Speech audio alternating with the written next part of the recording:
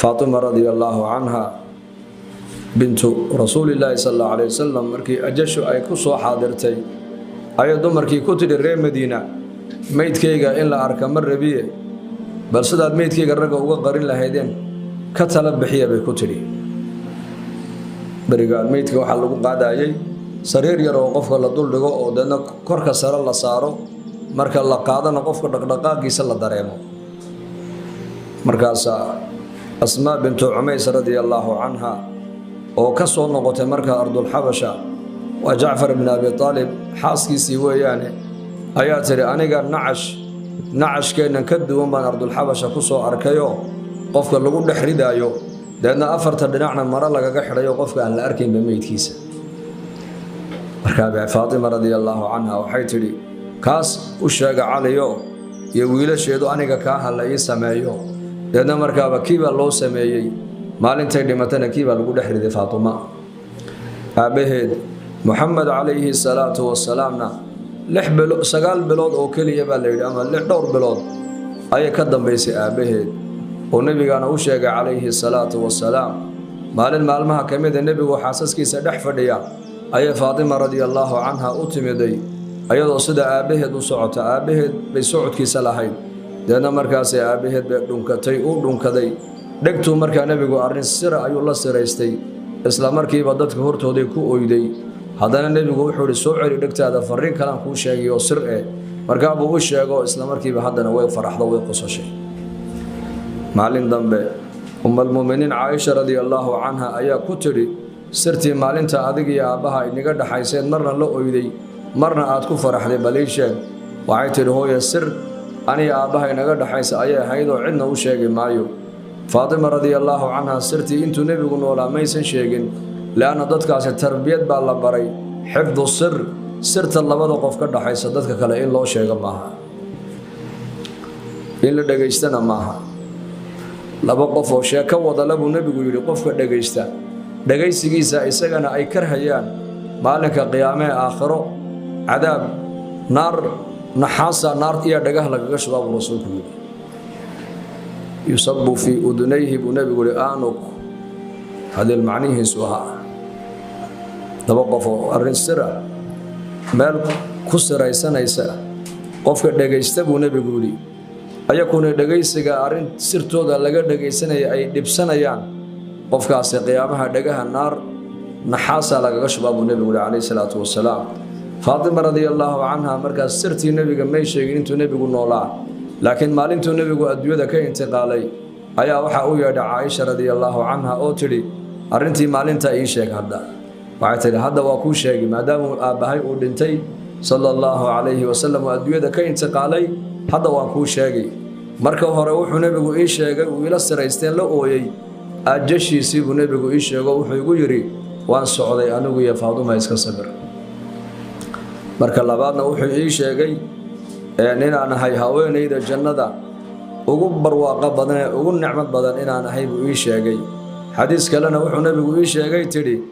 ha ooyina aamus buu Faatuma ehelkayga qofka dhimashada igu soo xiga waa adiga aamus buu nabigu ku yiri marka 8 bilood 9 bilood muddo yar bay ka dambeysay nabiga sallallahu alayhi wasallam maalintii dhimanaysana waxay ku dardaarmaysaa jirkeeda inaan la arkin markaas nacashkii ay asmaa ku soo aragtay Ethiopia ardul Habasha ayaa loo sameeyay kiiba lagu dhaxriday marka dumarkii reer Madiina maxay u ducayn jireen Faatuma oran jireen Faatuma ilaahay adduunkan iyo aakhira ceebteeda Allah asture meydkaygiina wayna asturtay bay yiraahdeen ilaa meydka barigoor waa la arki jiray haweenkii oo sariir ayaa la dul dhigi jiray qofku dusheeda u dhaqdhaqaaqayo ayadoo dhimatay oo naftu ay ka dhacday oo dambi xataa marka qofku de amal ma sameynay hadee toole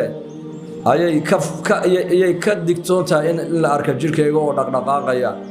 inakana maanta hablaha haweenkeeni qaarkood mid walba meesha yar jirkeedu ka qurux badan yahay ragga tusaysaaba ilaahay ha laga boqo haweenku waa cawro ودندا آسياتيga haweenka magacooda cawrigaadin cawra macnaha inaka cawrada meel u banu naqaanha cawrada raguna ma bayna surrati wal rukba laakiin haweenka jirkoodu dhanba cawra ma cadal wajhi wal kafayn labada gacmood iyo wajiga mooyaane inta kale oo dhan gabadha jirkeedu waa cawro in la arka maaha dhar ku dhagsanna inay xidhata maaha dhar jilbaab la yidhaha waa inay qaadatay qur-aanku uu sheegay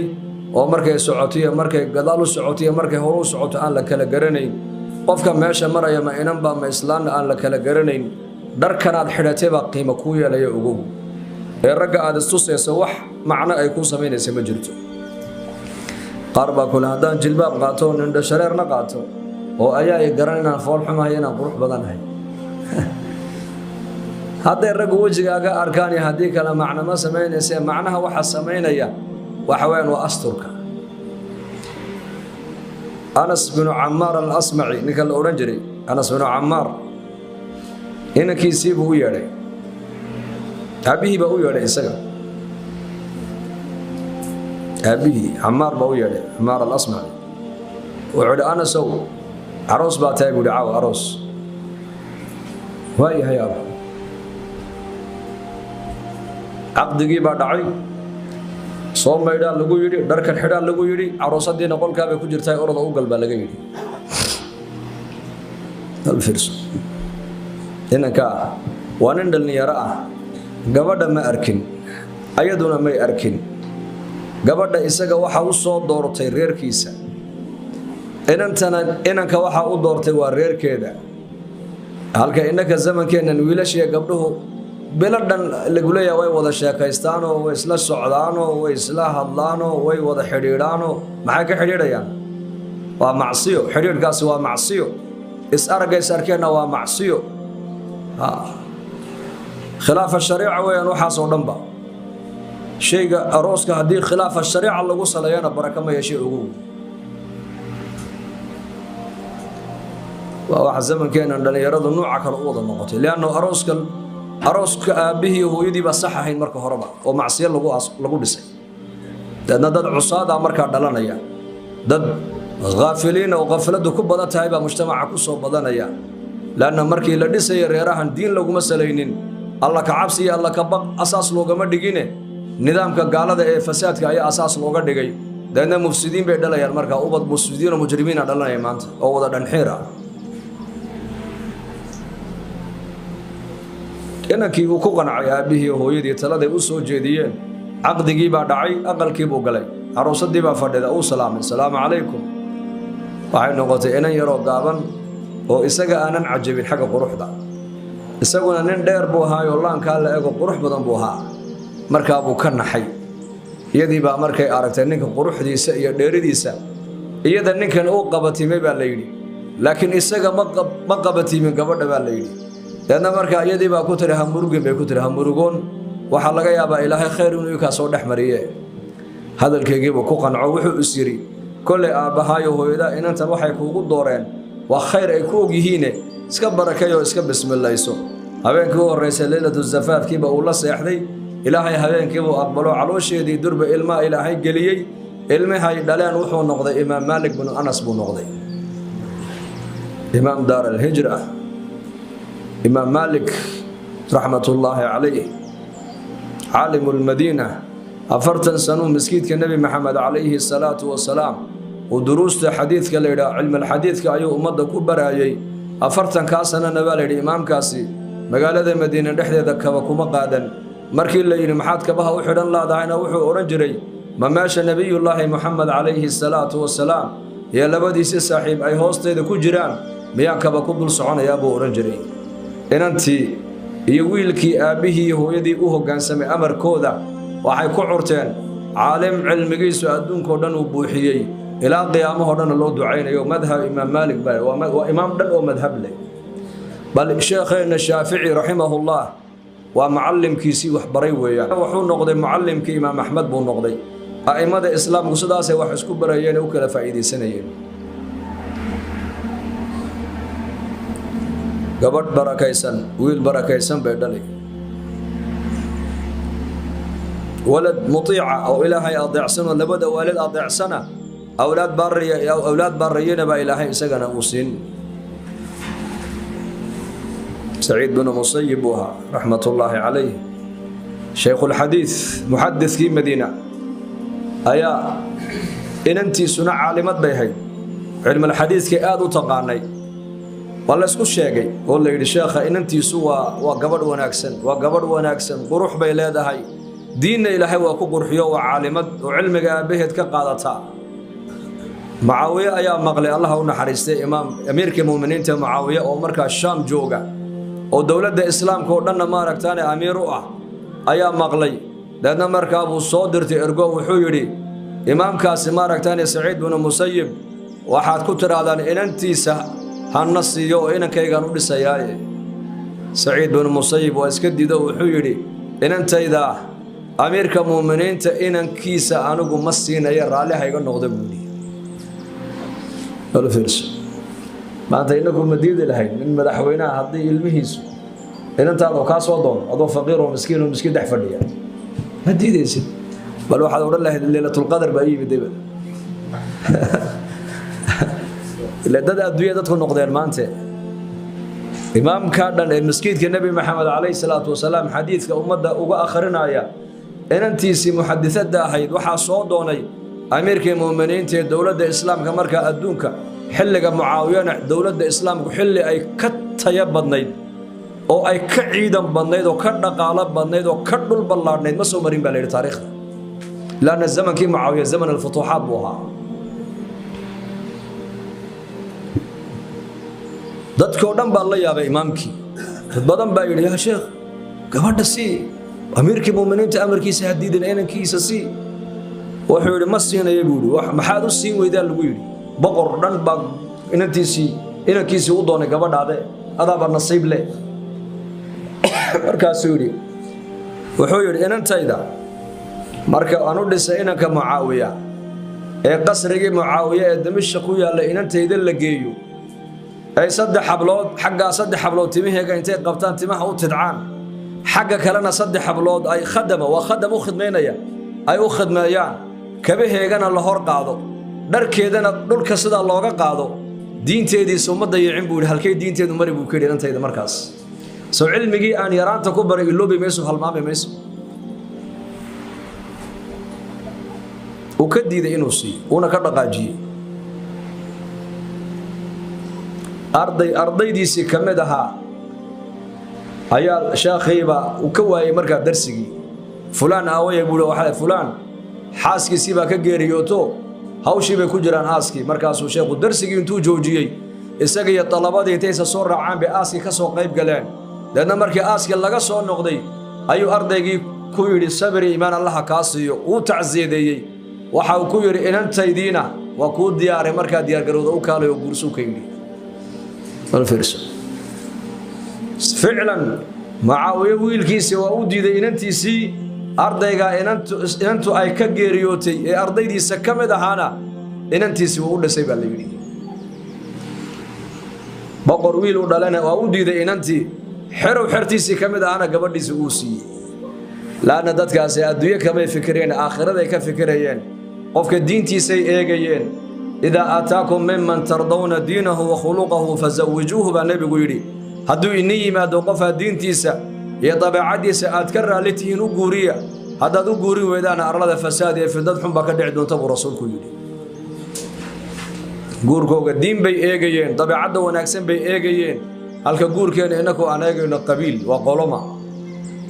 لعقنا ما هايستا سو مالد الله ما يوقفك ويديسا عيمك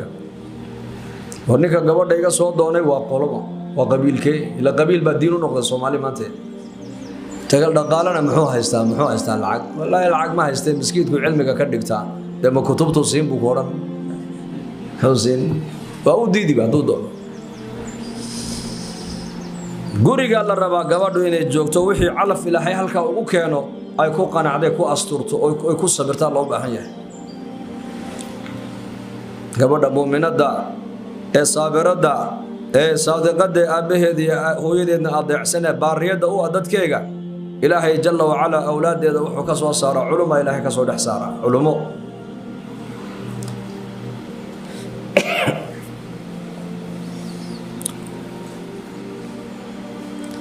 صفة كلا دمرك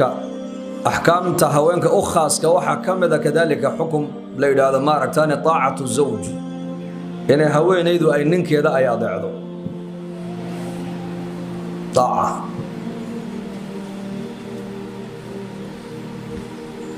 والنبي قالنا شيء عليه الصلاة والسلام نكو ناكتي سهدو ويردو اسكت ديدو واقو وحو أبر يابو النبي قول يدو إلهي وعريسيه ملائكتنا إلا عنا ديسو هذا الأمر لهابو النبي قول عليه الصلاة والسلام قف بني آدم وسيدي سائل أسجد وحن كو أمر لها هوين يدو ننك يدين أسجد أمر لهابو رسول كله لكن سجود إلهي مباسكال عدك إن لو سجود ما بنانو بني آدم نول إن لو سجود ما بنانو كو قبر كجرنا وركي سيس كدابا سجود إلهي باسكاله لأن السجود وعباده دول إصدق بالله دول إصدق هلك جركا أقول جعشها جبهة هذا إلهي أردق إلهي غيرك هلك إن لودق وما قلمان بل مخلوق وما قلمان هلك دول كإن لودق بركة هذه لكن أي دعي لحيد بنبي يقول يقفون وقفوا السجود أن أمركم بحل لها حق أي رجوها وينك كلهم بنبي قطشنا يا ميزانك يا عليسك وليه وحان أمر لها بنبي يقول هوين يدو نك يدين السجود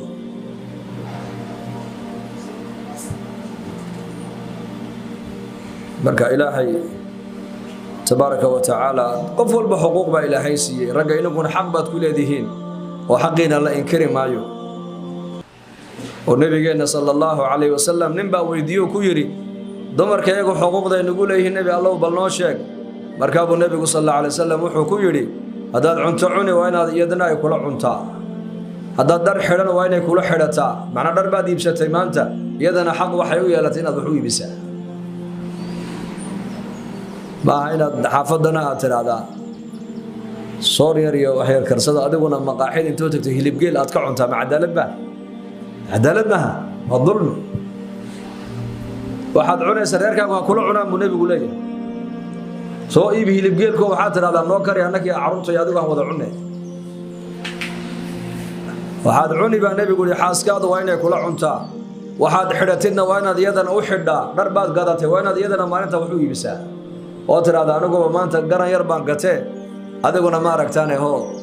درجر كوجا ده أنت ير الله كبرك عدالة هذا الله حصل هذا هنا يصدق حاسي أفر حسدوا إلى هاي كوسيينا عدالة وين هذا الإنسان كالجعيلك تأذو ما حيسد وقلبكم يلبو بدنا يا لكن حق عدالة وين هذا وقت جاجا يوحي مصاريف الريركا سي عدالة لدتك وين هذا أصيصا ورير والب وزن كيسي ميزان كيسي مقدار كأولية هي مصاريف تيسا وين لو قرابا يدنا وين لصيا إلا أصلانته لحية على حيسية الله ووضع حيسية سكو خرج معها لكن وحل الديدن هي إن أتنا عاد بشا وحسستنا أنا وحبسين تعال ما أقول مد والبا مصاريف تيدا كفلا يوبت كيك وين لصيصا لينفق ذو سعة من سعته ومن قدر عليه رزقه فلينفق مما آتاه الله بإلى حيري كان أرزاقنا واسعين أنكم بأسقنا ريره سهو واسعيه هو بلاديو كاكو كوبنا كو يريننا بإلى حيري أنت أو كريا بإلى حيري حب حيو قفك بين آدم كوحو سكرين بإلى حي ما بسارين به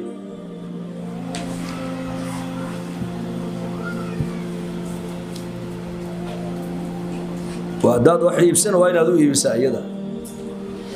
هداد دليبو نبي يقول هواك إلا إن لا يرئد بينا شريعات ويشاكتين وجهك إن لقد لما لأن وجهك دو ماشى بروح ذا لقى يكتبه يعني إن وجهك لقد لما نبروا وين وكم وقرينا دمرك إلا قد افتما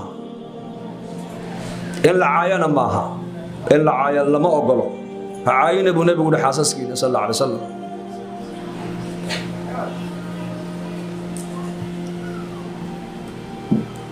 بل آداب تدمرك الله رضق ما يو شريعة شاكت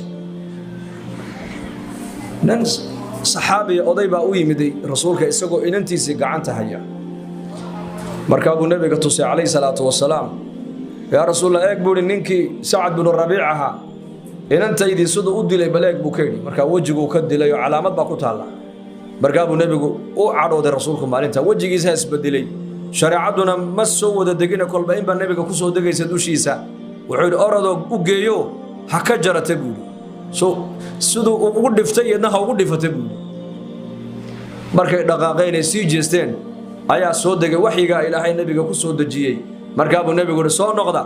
وصون نقطة مركب النبي يقول أردنا شيء وأراد الله شيئا آخر بالنبي يقولي سبان إنك ندبع سنين إلى حين سكلوا دمعي برسولكم يقولي يقعد يقيست يقول النبي يقول آياتنا يقول سودكتي الرجال قوامون على النساء بما فضل الله بعضهم على بعض وبما أنفقوا فالصالحات قانتات حافظات للغيب بما حفظ الله واللاتي تخافون نشوزهن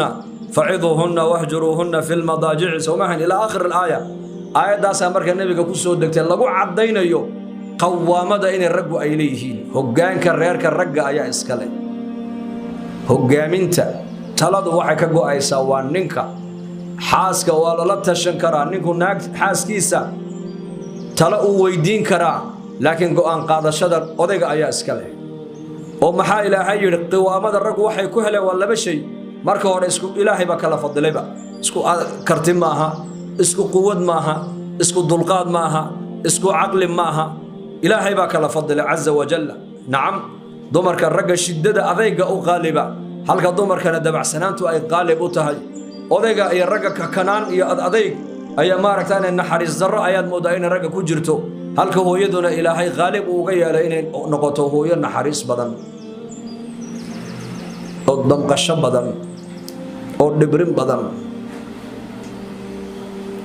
marka qawaamada ragga waxay ku heleen waa laba shay marka hore waa abuurka ilaahay baa kala fadlay bini aadanka marka labaadna baa la yidhi maadaama iyagu ay nafaqeynayaan reerka aqalkii iyaga laga rabaa inay dhisaan oo dharkii ciyaalka u soo iibiyaan oo masaariifta ay bixiyaan wixii reerka baahi uu lahaa intay raggu dabooli karayaan ragga looga fadhiyaa baahida inay daboolaan marka qawaamada labada shay bay raggu ku heleen dadna ilaahay gabadhana uu ammaano wuxuu yidhi gabadha saalixada ee suuban